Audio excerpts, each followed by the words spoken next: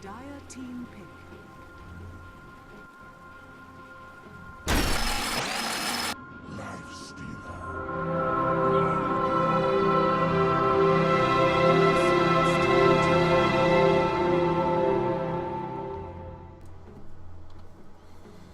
Hello and welcome, ladies and gentlemen, to a Beyond the Summit presentation. We're going to be bringing you guys a game between Mouse Sports and Four Friends Pro Securely, and by me I mean Blaze and Blitz. We're going to be casting up this game here. This is game 2 of this best of 3 series. Game 1 going the way of Mouse Sports, doing so darn well in that last time around, just getting tons of farm on the Lifestealer, team fighting, flanking to gank with Nature's Prophet, Nakes bombs, all that cool stuff. But we'll see if Four Friends Securely can bring it back, or if it's going to be a 2-0 shutout in favor of Mouse Sports. But right now, draft starting things off, we're seeing that the Bat Rider, Nature's Prophet has been banned out, the IO, and the Nyx Assassin from Mouse Sports. And then, as far as selections go, we have the Lifesteal and Lone Druid buddying up for a dual core lineup up against this Magnus first pick for Mouse. So, welcome back to the broadcast, Blitz, and how do you feel about this draft?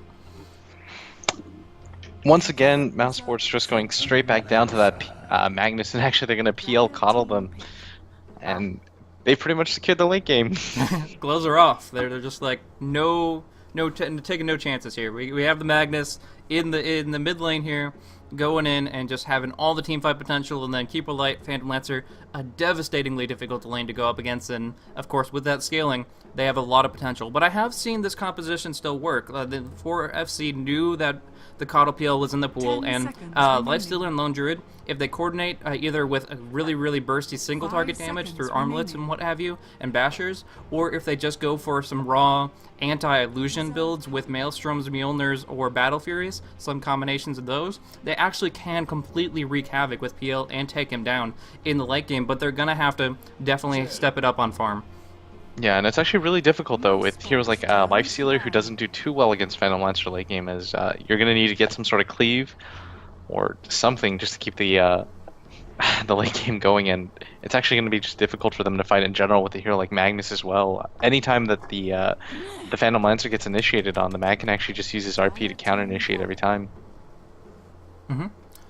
Exactly, it's very difficult. It's definitely going to be something they have to play very carefully against. So we'll see what 4FC, if they have a game plan in mind. I mean, this is something that competitive teams have had to face many times over in the past, and it's something that if you're not going to ban it out, you better be respectful enough to figure out a good counter strategy, or it's just going to wash right on over you. So right now, they banned out the Bat Rider and the Nature's Prophet. They're worried about that kind of global aggression with the Prophet, that blink initiation, pulling people out of position with the Bat Rider, but by letting that coddle through, they laid the groundwork for this lanes, and now they're going to have to deal with it. Back and forth, a lot of bans coming on out. First, the mid bans coming out from Mouz with that Queen of Pain and the TA, who gave Magnus a rough time in the laning phase of the previous matchup there. So wise bans coming out of Mouz, and along with that, 4FC taking out the Clockwork and the Bane. What do you think about those? I think they're just trying to get rid of all the good long lane heroes and forcing Magnus to actually become the long lane. It's a really good strategy.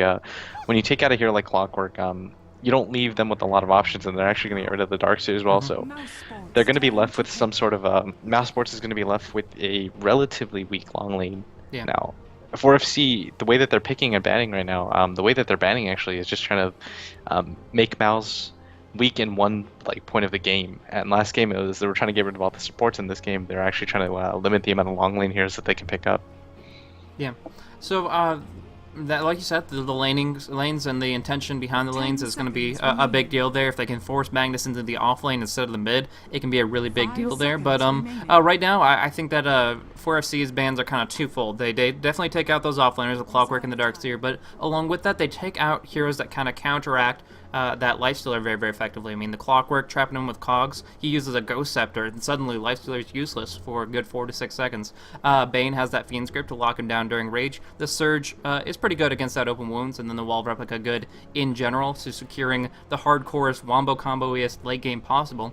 And yeah, so I think those are really good, solid bans from 4FC. But Mouse Sports, I mentioned the TA already, as far as really difficult for Magnus to beat in the mid lane, but also this Puck. I really love this Puck ban because it's, even if it's not something that 4FC seems to be interested in, it wasn't even given a second thought in the last draft.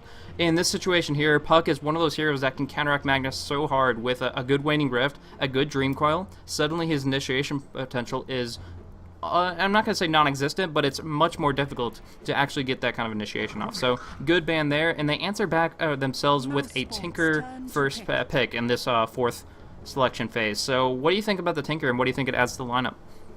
I think they needed some sort of a long lane hero, and I think that's actually going to be it. Really? And also, yeah, and Tinker, actually he's going to be the Ancient. I think they're actually going to do one of two things. Either the Windrunner's long and Tinker's going to Ancient, or the Windrunner's being played as a tri-lane support and the Tinker's going to Ancient. But regardless, Tinker adds a lot of value in this lineup where they can actually just go really, really, really late game now. How do you push against the March of the Machines and the Keeper of the Light Blast? Yeah, I think it's great Turtle. I think it's great counter push here that makes sure that the Chen and the Lone Druid don't really have much opportunity to just play the Deconstruction crew. So that is going to be really good with the March Machines and Illuminate spam. I'm just really concerned about the lanes. Like you said, Tinker could just go for jungling Ancients and just go stack it up that way. But if that's not the case, I don't know. I mean, Magnus could jungle, Windrunner could support. I mean, there's a lot of different ways they could technically run this. I just don't know if any one of them is really that stable. It feels like every one of them, every way they could possibly run this has at least some weakness. Somebody that's not getting as much farm or experience as they would prefer. So right now we do see Koikwa picking up that Tinker. Do you think that Tinker really can survive on the offlane? I mean, you're not meant to survive. You're actually just meant to stack Ancients. Sure. It's like repeatedly. Beastmaster. Yeah, and then it's actually the exact same principle behind Beastmaster, except it's a little less team fighty and it requires more farm, but I think the way that Mouz is doing this is they're up a game, they really want to just secure the winner bracket, and they're giving Black a hero like Phantom Lancer where they get the absolute late game. And with a hero like Tinker and Keeper of the Light, and actually Windrunner and Magnus, those are four heroes that are really, really efficient at clearing creeps from a really long distance. So I'm really curious to see how 4FC plans on pushing this. Against heroes like Tinker and Phantom Lancer and Keep the Light, where they just stand in the back and push out, you actually need heroes like Nature's Prophet or Storm Spirit or one of those instant initiate heroes to actually create some sort of room where Mouz can't run away and just like sit back and spam. So we'll see how that ends up working for them. So it looks like Zizu is actually going to play support, and Quash, actually Paz is going to be playing the long lane. Interesting selection here. So yeah, Paz is going to be picking up the Stout Shield Magnus, definitely going for as much survivability as possible, and yeah, he's familiar with this laning situation. He used to play, like, his main hero used to be Darkseer on the offlane, and he did get his role switched up a little bit. They tried different things, especially when Kurokai went over to Na'Vi. But in this position here, he's still familiar, and I think that you can just like riding a bike, you can pick up the offlane pretty effectively here. And like we said before, his main intention is just going to be to survive. As long as he lives, he is pretty much doing his job there, trying to find some good experience, trying to get at least rank 1 RP, but every rank that he can get higher, at level 11, level 16, it's just going to be a little bit sweeter, a little more icing on the cake there. Either way, right now, Zahara, I'm never going to get this name right throughout this entire series, Zahara Saris is the stand-in that's going to be picking up that Leisha this time. Comparing his farm that picked up on the Mirana, do you think he's suited for this role specifically? Yeah, actually, I think he'll do quite a good job. Yay. And actually, the thing I'm most interested in looking at is how well Bloomberg does. There's a lot of burst damage coming out of Mouz, and traditionally Shadow Fiend doesn't really do well against lineups like this. Yeah, this will be a really rough lineup. Do you think he's going to have to rush a BKB just to not have to worry about those shackle shots and lasers, or just maybe go for a Mantis style to try to dodge those out and dispel the blind effects and stuff like that? I don't know. SF's just going to have the worst time ever, though. Because yeah. As soon as he gets a BKB, Magnus is just going to ult him every time. That's the great thing about Magnus. As soon as you ult, that's where the fight starts. And whoever you ult, like, no matter what, you're taking one hero out of a fight. Like, you can't inefficiently mag ult, actually. Yeah. Like, you can range from good mag ults to fantastic mag ults. There's no such thing as a bad mag ult. As long as you hit somebody. Yeah, exactly. If you don't miss, that's all you have to do. Yeah. Actually, that spell's impossible to hit, so I won't judge him. Yeah. So, Bloomberg is in an okay position in this 1-versus-1 laning matchup, at least, up against the Tinker. That's one of the few heroes that I feel that Bloomberg could actually get some good Necromastery charges on early against, because he will be able to CS. The Tinker's projectile isn't the best, so although he has used his last hitting and rocket skills to bring it up to 4 and 2, compared to the 4 and 0 of Bloomberg, it's going to get easier and easier for the Shadow Fiend as he tries to raise and right-click down on those creep waves. Meanwhile, in the bottom lane, we do see that the bear has taken a lot of damage, chewed through multiple tangos, I think maybe all 3, but in the end he is able to pull the creeps over to this position where he actually has almost 2 full creep waves right in this position behind his tier 1, as safe as possibly can be. And although he did pay a lot for it, now Krilli's in a good spot to control the creep equilibrium, but if he's trying to wait it out for the next wave, he's got a long time to wait. They just spawned. So he's summoning out his new bear, ready to go, and yeah, waiting for this next set of creeps. Loses a ton of HP for it, but now he finally will be able to get some juice experience, move on to level 2, almost level 3 with this. Yeah, and I think the point of Krilli was actually not to let the tower put too many hits on the creep wave, because he doesn't want to kill it too quickly. If it kills really, really quickly, then what ends up happening is the lane just pushes back down, and so he's going to just like slowly do this, and it's actually really difficult to CS against tier 2 tower, just because the damage is so high. Yeah, it's very, very difficult in this position to really go up against it. He's going to do his best, and he's actually not doing too shabby. But it's something that you have to be very, very confident in yourself if you're going to be able to pull this off. But it's honestly the best way to get some good dedicated golden experience, as he's already hit level 3, and he's gotten 5 CS for himself. Something that you definitely can't say on an off lane in general. I mean, Magnus sitting at 0 and 0, now at level 1, 0 experience. That's a perfect reflection of what has been accomplished with Krilli's bear movement compared to what is the position forced out by Pause. Literally 0 experience, 0 CS, hasn't seen a creep die yet, and that's all about Eris and his current zoning mechanics. Just going in, he has his telekinesis, he's always waiting to trade, and right now he's in a position to just continuously screw over Pause left and right. Yeah, and Eris is actually doing a good job here. What he could actually do is start pulling and stacking, but the reason he's not doing that is he wants to make it as easy as possible for Zaharasaurus to CS without actually having to force him to do it under the tower, pushing the lane out at all. And if Eris does this and just stands in the middle of the lane, then Pos actually can't get any XP. If he goes to stack and pull, then Pos can actually come up close and actually gain some XP. So I think 4FC strategy is to get as many fights as they can without the mag ult. So they're utilizing this by just keeping out of the lane. They're stacking this creep camp actually right here. So later on in the game, if possible, Eris will actually just stand there and take some XP with it. So right now he's giving up a little bit of his early game to kind of secure that Pos gets nothing. Yeah, exactly. I mean, pretty much he's just trying to stay on par with the Magnus or a little bit above. Obviously failing in his objectives because Magnus got freaking 41 experience, man. So, you know, a little bit too overfed, but just wow, kidding. He's terrible. Yeah, obviously. Needs to well step it up zoning. But Eris, his main thing is just trying to stay up on, if Magnus has level 6, Rubik has level 6. That's the main thing, is always being able to spell steal. Later on, he'll be a thorn in Magnus' side as far as team fights go, because he can throw the RP in the other direction and always just has to position himself up so that Magnus... You said that there's no such thing as a bad RP as long as it hits. A good RP, a great RP. But if it's only a good RP and Rubik is in a position to steal it and make even a better one, thrown in the other direction, that's detrimental for your team. And I think that's mainly what Eris wants to do here is, like you said, put as much time on the board without reverse polarity being a factor whatsoever. And then once it is a factor, have as much experience as that Magnus to be able to spell steal it up himself. And get some plenty of gold over time for that 4 staff as well. So right now, yeah, he's sacrificing his own experience, but he's destroying this Magnus and actually forcing him potentially into the jungle. Right now, just going for an ancient stack. Yeah, and actually, this is what he's going to need to do to catch up later on in the game. So it's just a really smart plan by him to get something out. So he's not actually getting nothing. Yeah. Because the mag right now is getting absolutely nothing right now. So it's just a really good plan for him to secure his future. Yeah. This is the college fund right here. Exactly. Yeah, just putting those bonds in the bank, and either he himself will get it, or Koikwa will be able to farm it down with the March machines. Either way, he intends to be there for the experience. He's going to split it up nicely, probably 50-50 between himself and Koikwa as far as that experience goes, and that's going to help him out extremely, because really, Magnus is probably one of the most experience-dependent heroes in this entire game right now. I mean, very few heroes have the disable duration portion of their ultimate scaled based on the ranking of it, so very, very important here.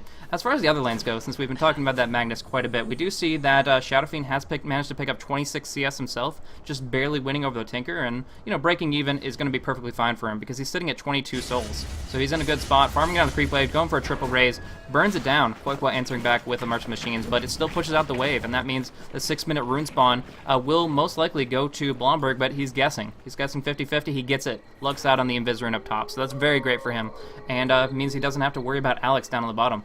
look at this bear. Still doing work, still finding that experience for Krilly. It's actually stacked up like 3 different creep waves here, and this, honestly, is a lesson to be learned, but is actually in a terrible spot. He tries to use the bear to path block, but he is caught in, and this might be the first blood here. Indeed will. There's no hope for him. He gets locked, but also getting locked in the creep wave. They illuminate it down, they power shot out. They will be able to get away, but taking their time with it. They did get the first blood, but like I was saying, Krilly's still been able to pick up a lot. Actually, these creeps playing interestingly. I almost think you might just want to like dash down here and get some experience in his own base. Yeah, we were talking about safe behind the tier 1. How about behind your tier 3s here? And actually, this is what makes Bear such a good long laner, just the fact that you can constantly pull the creeps like this. It actually does quite a good job. It's really hard to just straight up deny Bear's farm, just because you can consistently pull like that. It's difficult to kill the bear before you can actually do it, without a hero like Venomancer as a support. Yeah, the pressure is going out on that top lane, transitioning into a push. The Wild Wing providing some plenty of armor aura. I didn't talk about this too much. Without the Bastion, they don't have the +5 armor, but they still have +3 from that Wild Wing itself, which actually may fall into the tower right here. Yeah, a bit of a mistake coming out of Boomski. But either way, being able to push up aggressively and all the way past the tier 1 themselves. But it does mean that Paz is going to be finding some experience. He was only sitting at 100 into level 1. Now he's 187 into level 2. So he's actually doing extremely better. And I'm not going to say negates what they've been accomplishing early on. It definitely doesn't. It's just now he's finally kind of getting his comeuppance, kind of getting his opportunity to move back up to where he wants to be. There's going to be some big damage coming out with the Shockwave and the Illuminate, but they go in for the Telekinesis. They're fearless here. They have the Infest. They just go for the big right clicks here and burst down on the Keeper Light, answering back with a kill of their own and infesting up. Zaharasaurus going to be able to bring his HP up plenty and move in towards a Drum of Endurance rush. Yeah, and actually he's going to go probably for the same build that the game just freeze. No, they're just standing freaking still, like 100%. They're just trolling us. Like, I was looking at the happened? exact same spot. Everything just like froze for a Every second. single like, one of them nobody just hit the moved. stop, and they're like, nope, not moving at all. Which is weird in Dota, because you always see people moving back and forth, but they were just waiting it out. Anyways, a lot of damage going back and forth. Era's trying to get bursted down, if not trying, but Koikova forcing that situation based on the rockets coming out, but it's only rank 1 rockets, and with this open moves, they can disengage as they want. But yeah, that was a oddly timed 3-man stop. All 4 of them, just even like the guy in the back, they all just stopped. And I was like, wait. And you didn't say anything, so I thought like everything was broken, and I didn't want to ruin the moment by saying anything. So I was just like, well, I'll stay quiet, and maybe nobody will notice me. Exactly. Yeah, no, it was like just a little bit of a silent, a brief period of peace among the Radiant and the Dire, and that short time period where they just don't have much exchanging, just settle down, have a Thanksgiving dinner, and have not too much going on in between. But the other lanes have been well at work. We do see Black farming away, 59 CS for himself. He has a Drum of Endurance, so going to counteract that aura with his own and put that pressure out there. But right now, I gotta say, 4FC have been grouping up a ton to take this tier 1, and with the transition of this Keeper Light at level 4, he has the rank 2 Illuminate and Chakra Magic to be able to continue the counter push, and same thing with the Shockwave. So honestly, putting a lot of time to this tier 1 tower and not finding it yet. 500 HP. So I really think that they might be losing out a little bit because of all this counter push and all this turtle that we were talking about before.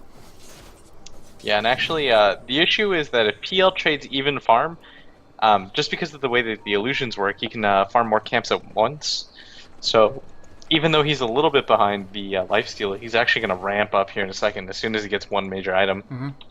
Alex does catch out the Smoke of Deceit. The Telekinesis is barely in range with this ensnare to set it up. They're going to be able to burst him down. 2 Centaur claps to come on out, and that is 1 dead Keeper of the Light. As Lore does drop down, Paz taking a heck of a lot of damage too. Another Centaur stun went on him. The Test of Faith rolled pretty high there, and I think this might be their final opportunity to actually bring down this tier 1 as they've been intending.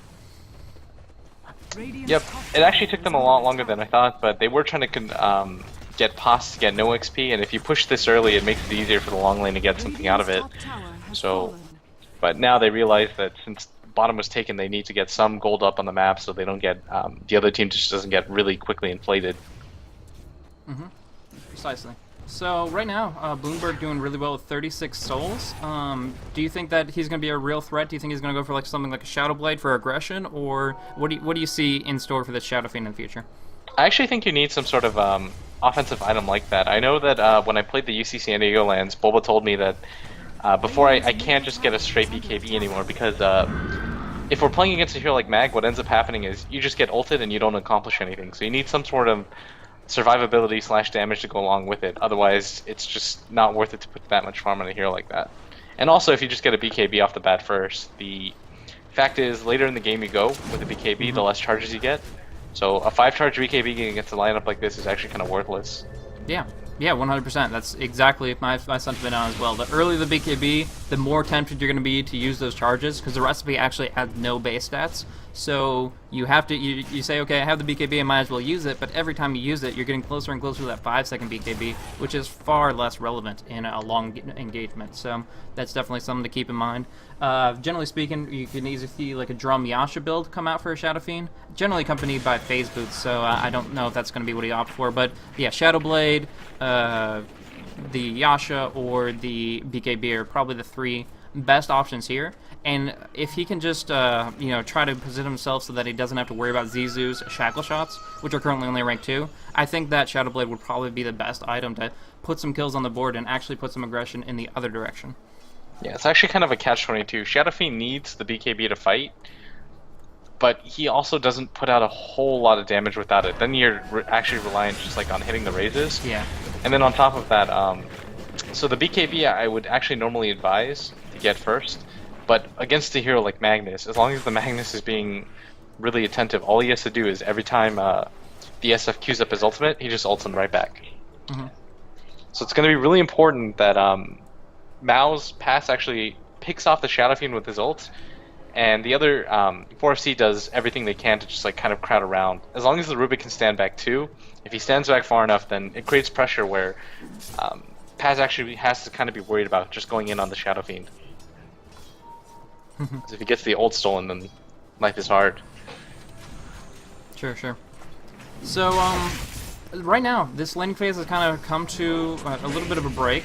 We're 13 minutes in, a tower has fallen, and we're actually seeing an attempt on Roche, so we'll talk about that as it kind of progresses if anybody tries to engage on it. But right now, we see that we have a CS kind of just like it's Christmas lights. It's back and forth between there's Lifestealer, then the Phantom Lancer, then the Shadow Fiend, then the Tanker. Just a straight up matchup, standard as you'd expect. But pretty much they're running a tri-core lineup, a Lone Druid, a Lifestealer, Shadow Fiend. Not heroes with a lot of lane presence necessarily, although the Lone Druid does have his bear to back him up. A nice power shot to get some scouting, but I don't know if they can do more than that. Either way, Roche falling very, very quickly, 1,500. And I guess I'll finish that analytical thought after the fact. But yeah, Sentries do drop down. A lot of Illuminate damage going across. They want to contest this, of course. I mean, you don't want to give somebody a 13-minute Roche, but bursting down with that Test of Fate, they finish off Windrunner immediately. The RP goes down into Lifesteal, but he has so much HP to work with this drum. He'll just phase on away, go for the Infest. Not going to do that much, but dissuading them from going on further. Pause, out of mana. They're going to be able to finish off the Roshan here. Who's going to get the experience? Just about everyone. Rubik and Creeley primarily. And they're going to pick up the Aegis, the Immortal, of course. Black coming on in. A little bit too late to the party, though, and he's not going to be able to accomplish too much. Underneath Sentry Wards, 2 Sentry Wards right here. They're going to be able to keep on right-clicking away, telekinesing him back on in. They need this Entangle. They get it, and Black drops down. Big, big kill right here. Absolutely the kill they needed at this stage in the game. Yeah, and actually, it was a really, really, really weird turn of events where he was just inside the range of the Sentry Wards, and then Rubik pushed him back into the range of the Sentry Wards, and from there on, really, really nice kills on him. Yeah. And 4FC actually takes that fight pretty dominantly. Shadow Fiend's going to pick up his Shadow Blade soon. They killed the PL. Lifestealer lived. Lone Druid got an Aegis on him, so just an overall great turn of events where they picked up quite a bit of gold now. The last hits are pretty even, and PL actually hasn't snowballed too out of control. Although he does have 3,100 gold. I assume that'll be...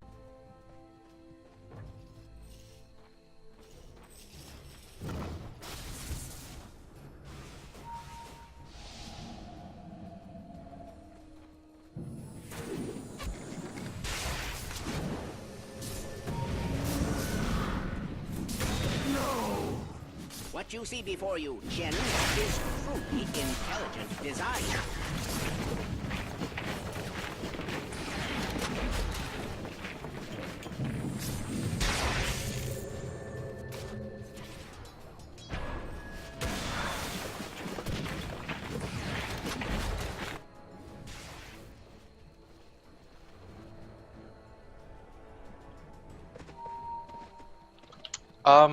This kind of like slow style actually kind of favors Mal's, where they just want to take the game as late as possible, as evidenced by their picks.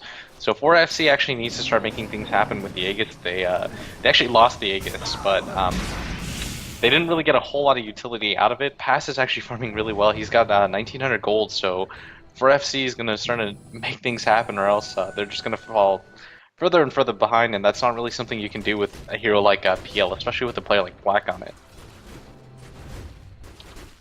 So hopefully what we'll see soon is 4FC smokes, maybe try to pick somebody off.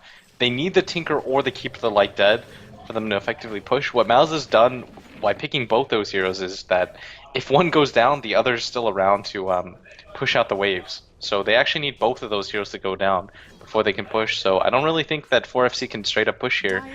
They're going to try to trade farm here, but the longer and longer the game goes against a hero like Phantom Lancer, the worse it gets.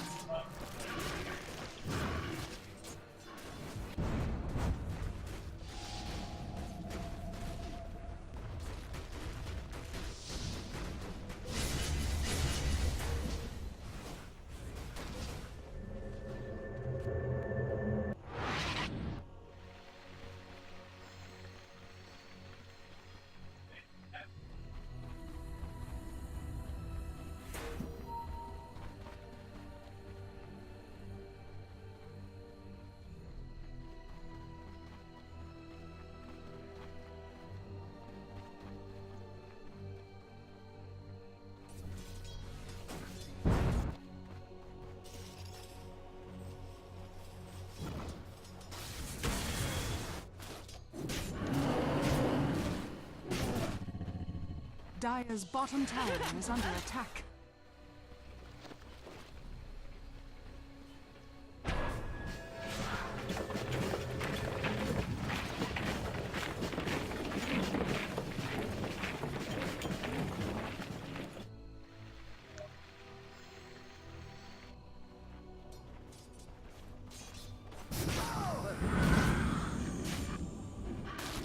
Dire's middle tower is under attack. Yep, but Mouz just going to get progressively further ahead.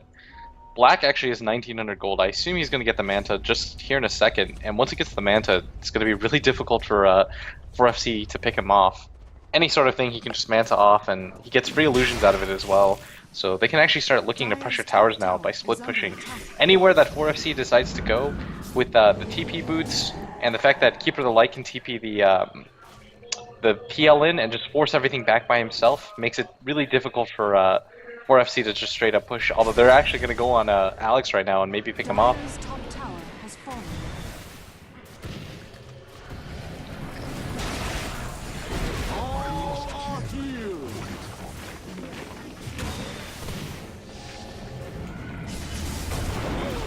Fiddlesticks. What now? Dire's top tower is under attack.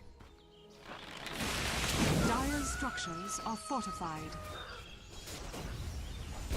Yep, and it's actually really difficult for Mouz to fight as they are lacking a little bit of fight. If you notice their team, it's really just geared around this counter push style where Pass actually doesn't really... It's really difficult for him to get in close, especially with the lineup with the Bear. As long as Bloomberg can kind of stay out of the zone and stand behind heroes like Rubik and Nakes, then it's going to be difficult for Mouz to engage like that, and that's exactly what they need to do. Force fights that are smart. Don't undercommit, where you're just kind of hemming and hawing, and don't overcommit where you're desperately trying to get a tower and getting hit by Keeper of the Light Blast and Tinker, Rocket, and March Spam.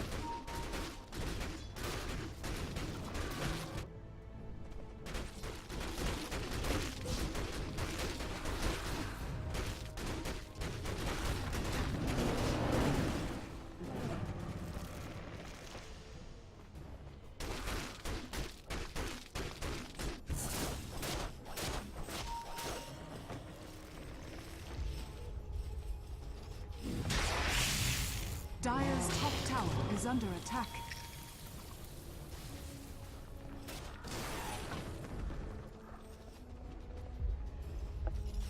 Dire's top tower has fallen.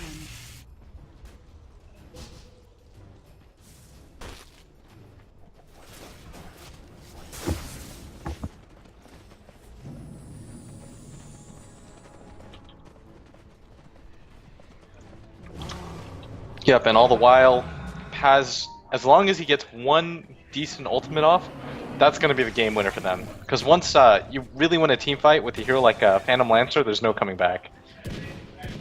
And they're actually going to contest this. Oh yeah, the magnets. And then PL just wins games after that. Dire's middle tower is under attack.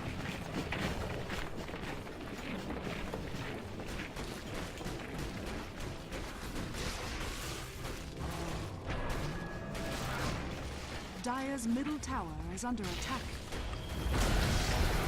Dire's middle tower has fallen.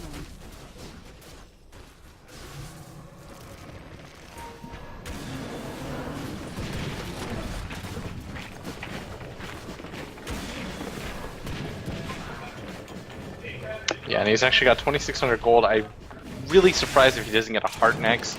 And once he does, I don't actually know if 4FC has quite enough disable to take him down. And they don't actually have too much AoE clearing aside from the Shadow Fiend's ult and the raises, but you know, once you get a heart, that really decides, or that diminishes. It falls off quite a bit, the nuke damage.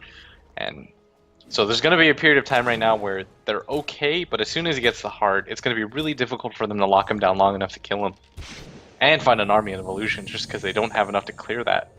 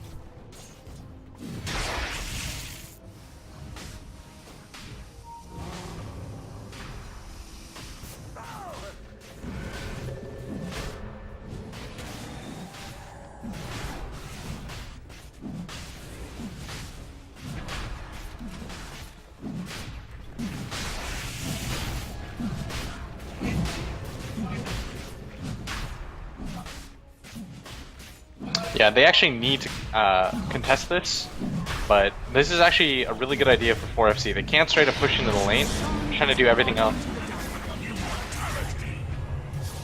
Dire's middle tower is under attack.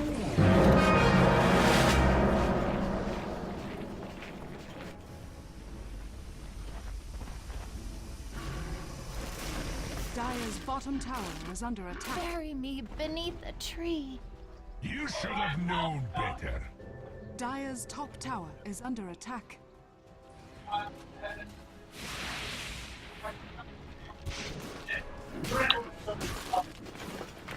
Yeah, but at the same time, most of top tower is actually taken. Black doing a really good job of split pushing. He's got 4,700 gold on him now. So I believe that the next time a fight breaks out, Black will actually be loaded up with a heart as well now, and any sort of fight that 4FC decides to take that isn't at top means that Black's actually just going to continue to split push and get free farm out. And just because he can farm the jungle, it's really safe for him to farm here, and it's going to be really, really difficult for him to get ganked outside of a team fight. Yeah.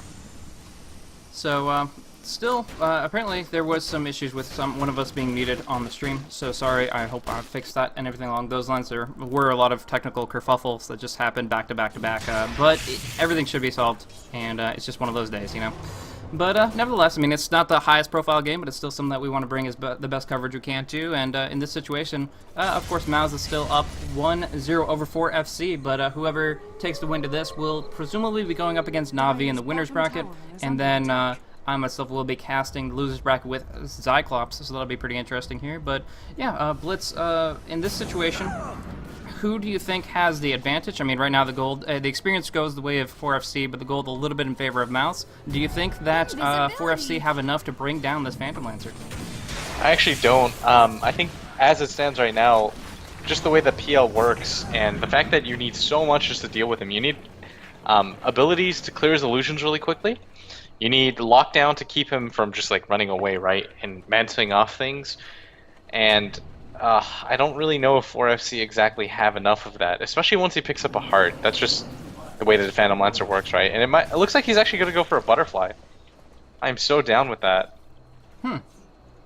That's so greedy. I love it.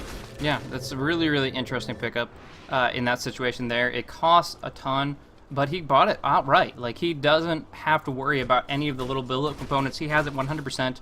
Messing up the courier a couple times over. Has to drop off his magic wand or something. But nevertheless, yeah, he's got a full butterfly, and if he can dodge out the right clicks from the lifesteal, the Mjolnir's not going to be as much of a factor. So that effectively reduces the right auto attacks that he receives by 1/3. 35% there, and yeah, he's going to be in a great position, even though they have a Geometry Sight, to avoid Desperation and Tangle procs, to avoid the big right-click damage from Shadow Fiend and Lifestealer, and yeah, like he said, is very greedy. He bought out all the way for it, but he isn't really too worried about the magical nuke damage, and as such, is going to be in a great spot to deal with this physical damage. But we do see this engagement breaking on out. Tangle goes on a pause as well as in a snare from the Troll. They get the Slice Device on towards the Spear Bear, trying to delay him. There's the triple.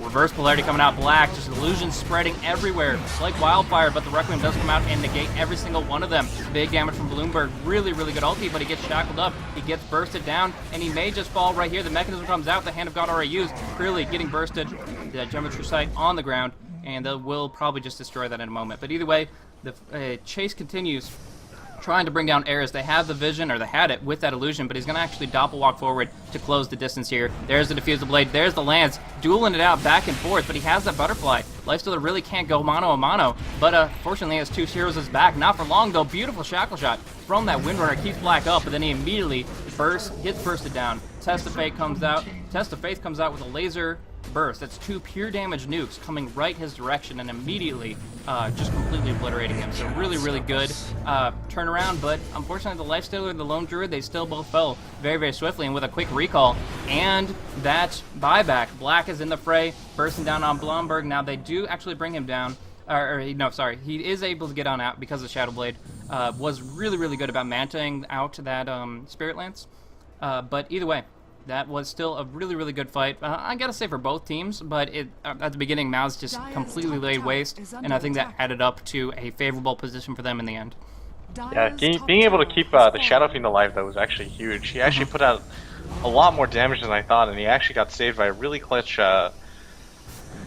Chen Test of Faith, but as it stands, Matt got a really good ult off, and the fight wasn't too awful for 4FC, so that's something for them to focus on. But the later this game goes, as I've said, I mean, everyone knows what PL does. He's the gift that keeps on giving in esports. And actually, the Keeper of the Light's actually getting a lot of farm now, too. He's got a Heaven's Halberd. Do you see this? Yeah, I was seeing that. I saw the challenge for a while, and now the Heaven's Halberd has come out. So, heck, you need some evasion. You got some evasion on the Phantom Lancer? Throw it up on Alex as well. Don't need a Ghost Scepter. Just dodge out 1/4 of the auto attacks. And most importantly, disarm the heck out of those big right clickers. You can make sure the bear can't get those entangles, those bashes. If he is even going for basher. No, he got for the Maelstrom for right now. We'll see what Curly goes for next. But either way, that disarm is going to be huge. Making sure that they don't have a big chunk of damage. It's like kind of having half a Bane on your team just by picking up that item. Blomberg is visible right now, but he is going to be just moving on about quickly with the Shadow Blade. There is, however, that big Phantom Lancer. Just a single lance forces them to focus on something else for a good few seconds to make sure that it doesn't spread, that they don't keep on propagating with Phantom Edge. Scythe Device used to disengage here, and with that on cooldown, I don't think that they can actually take a direct engagement. And actually, Tinker's going to TP back and maybe reset. I actually really like the build that's the Shadow Fiend one as well. I know that there's a Tinker on the other team, but he needs to put out the damage to be able to deal with the Phantom Lancer, so I actually completely agree with the build that he decided to go.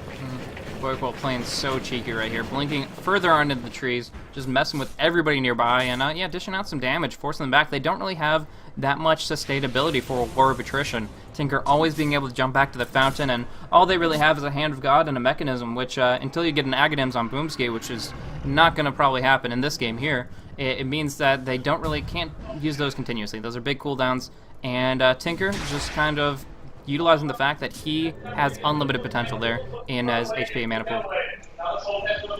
Yeah, and an MKB is actually finish on the Shadow Fiend, which is really, really going to help them take down Black. He's actually opted to pick up the Diffusal too before getting another item, but he does have 2,500 gold on top of that. just going to continue to push, be a nuisance. Every time they go top, they have to go top, and then Tinker gets a free lane bottom to farm. All the while, they're putting all the pressure on 4FC right now, not really giving them a lot of breathing room. Yeah, that's exactly it. They're just pretty much trying to choke them out. That gradual asphyxiation of pinning them in this top right corner of the map. It's very similar to what we saw last game around, especially with that Nature's Prophet presence. But right here, they're doing it with the Tinker, and they're doing it with their gradual spread of everybody involved. They have so much potential, and they've used this Magnus very, very effectively. He's kind of bounced back pretty hardcore compared to what we saw him in the early on. He's still not level 16, so he does have that objective to work towards, but in general, the Ghost Scepter, the Blink Dagger, the Gem, and Arcanes, he's doing so much better than we would have considered him when we were just looking at him the first 5 minutes of the game up on that top lane. So he's in a really, really good spot and has so much potential for early aggression. We do see Empower stolen, which actually is insane. Empower is probably the best spell to steal other than RP itself. Like, empowering up a Lifestealer, and I know it does get dispelled by Rage, but still, empowering up a Lifestealer, a Lone Druid, his Bear, Shadow Fiend, that is a really, really good pick for Eris. Yeah, it's actually 10 times more useful than the Shockwave could be at this point in the game, so I really agree with that decision to just constantly steal from whatever the Magnet pulls out, because no matter what, you're going to get something useful from it. And actually, 4FC doing a good job of not committing to everything, but at the same time, if they actually just sit in their base and farm like this, they're not actually accomplishing too much. Mouz is actually farming everywhere. Black has the option of farming a full lane and taking the jungle camps. Smoke So- does get dispelled. They don't have any way of engaging, though. Carry on, carry on. I was just gonna say that Mouz is actually just getting the better end of it, because if you notice, they're farming all the jungle creeps, and they have this entire area to farm, whereas 4FC only has the option of farming creeps that come into their base. So even though it looks like it's okay for now, they're actually getting the worst end over this over a long period of time. Interesting. Dire's bottom tower. So Seth Weiss has been up for the Tinker for the while. Do you think that's going to play a major role in the next team fights? Like, who would he target in this situation, and will that completely screw them over? Will that negate their presence in the fight? Oh, definitely go for the Shadow Fiend, or barring that, go for the Bear. Not the actual hero, but just a Spirit Bear would actually be really useful as well. And then once you can lock down those 2 damage dealers, it gets a lot more difficult for them to actually do anything here. Roche will respawn, though. This could be something that both teams could be looking into to try to turn things around in their favor. In this circumstance, it really is the one deciding factor that could pull 4FC back on into it. It doesn't seem like they're that far out of it, but with this Phantom Lancer doing what he does, it's going to get so much more difficult. I mean, he has Diffusal 2, Butterfly, Manta Style. He picks up a Heart and a Boots of Travels, and he's nearly full stack. Maybe a Daedalus on top of that. Big right clicks, though, from that Windrunner, or onto that Windrunner. Her Windrun was actually on colddown for no apparent reason. And No, she used it at just the MKB. Oh, okay. No, actually it was just coming off cooldown. It's a 15 seconds, so I think she already used it. But like you said, MKB, it wouldn't have mattered one way or another. The 4-step wasn't enough. The big right clicks coming out from SF, and that MKB. And he's actually going to be able to deliver a lot of hurt here. The MKB doing so much work up against the Butterfly, up against the Halberd, and up against the Windrun. And now that they've stacked so much in evasion, as soon as the MKBs come out on Lifestealer as well as the Lone Druid, there's actually a lot of gold wasted. And a lot of intentions wasted for mouse boards, because it's just an easy counter to pick that up, and it looks like Spirit Bear is going to be looking for that as well. Yep. I mean, 4FC actually isn't in too bad of a position. Just what's hurting them is that they're getting gradually out-farmed quite badly. You actually, I'm pretty sure the difference in gold earned is actually just like steadily climbing, and yeah, I pull it up and it is. Just the fact that the jungle camp is available to them as well, and they're farming both the jungle camps. Mouz is just being really efficient with the way they're farming right now. And it may not be the most exciting style of play, but it's actually really intelligent the way that they've picked. They're keeping 4FC pinned in their base with so much split push, and they're making it so that 4FC has to choose, right? If 4FC decides to push out, then the entirety of Mouz just goes the other way, right?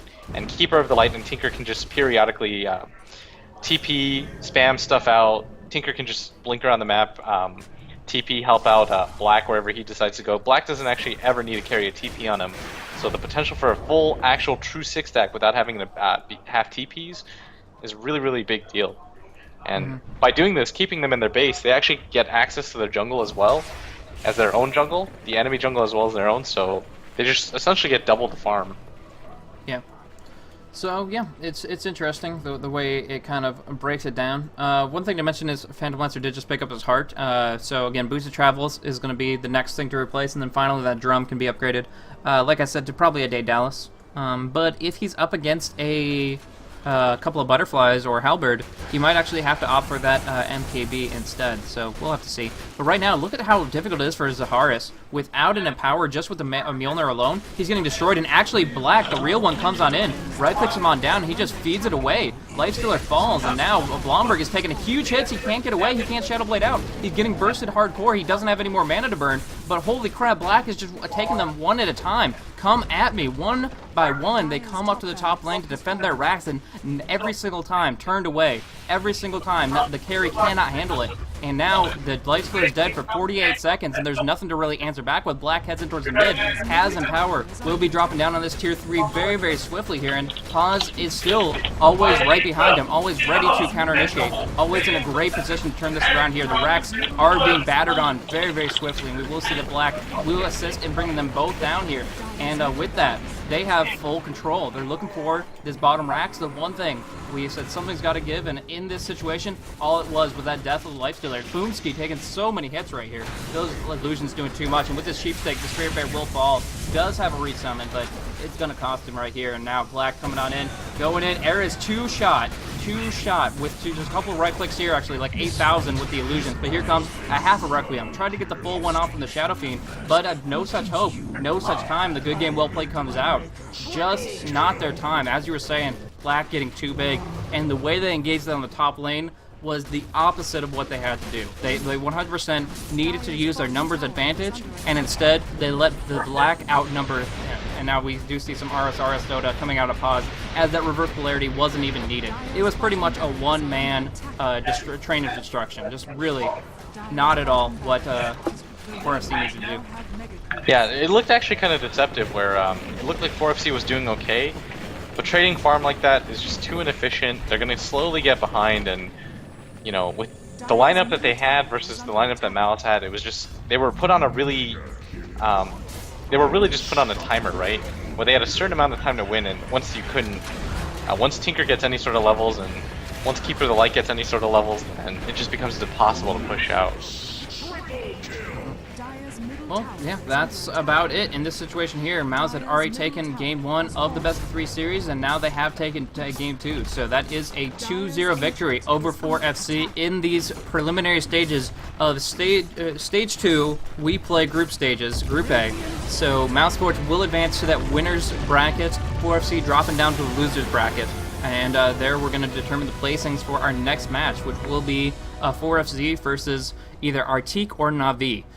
Whoever does get dropped down in that matchup there. So I'll be casting that here again on Beyond the Summit 2, I believe it's Zyclops, but I want to thank you once again, Blitz, for, well, first of all, bearing with the technical issues, and second of all, just providing some great color commentary for this cast here. So it's been awesome to have you on. Yeah, thanks. Anytime. It was a really good time. Love to do it again sometime. Sure enough, sure enough. Any clothing thoughts about the game before you go? I just think that what hurt a team like 4FC is that Mouz kind of were a step ahead of them every way. It seemed like Mouz, with their picks, they had more of a game plan, like an overarching game plan. Like they were like, okay, we're going to pick the PL Coddle, and then we're going to put the Mag top, just because we want to get levels on the Tinkers as soon as possible, because it's more important for us to get March levels and the Boots of Travel up really quickly. So it just seemed like they had a bit more of a game plan going into it, whereas 4FC, yeah, they did play pretty admirably, actually, and they played quite well, but just the picks made it so that they were put on a timer, and it wasn't a very good one for them. Exactly. Just PL getting a little bit too out of control. 828 friggin' GPM. That's how Black loves to play, and that's how it works out for him there. I feel if they had some bashes, if they had really anything more so to directly contest him, but because Lifestealer didn't go for that MKB, as soon as that Butterfly came out, it seemed like Shadow Fiend was the only one who could really directly contest him, and we saw how quickly he got shredded. Without any magic immunity, that Diffusal Blade does so much damage, melts through mana bars, melts through HP bars, and as you said, Phantom Lancer was just really the one to carry it away. So that is it. That is going to be Mouse Sports taking Game 2 in the series, And moving on forward, so they'll be checking out Na'Vi or Arctique. I believe that series was, at last I checked, 1-0 in favor of Na'Vi, so they are in a good position to move in towards the winners, and that would be up against Mouse Sports, of course. But as I said again, 4FC will be taking on the loser of that matchup here on BTS2, and I'll be bringing Cyclops in for that. But again, thanks Blitz for coming on, and do you want to give any shout-outs, mention your stream, or your Twitter, all that stuff? Twitch.tv/BlitzDota, Twitter.com, Blitz_Dota. Shout out to EGM, best friend. Nice. And of course, you can check me out at twitter.com/blazecasting. That's where I'm posting up all my stuff for what I'm going to be casting. I generally do cover the Premier League for right now, but I'll be covering more and more stuff for BTS in the future. So hopefully you guys can check me out. And thank you guys so much for tuning in. Sorry again about the technical issues, but it does happen sometimes, and hopefully we won't have to worry about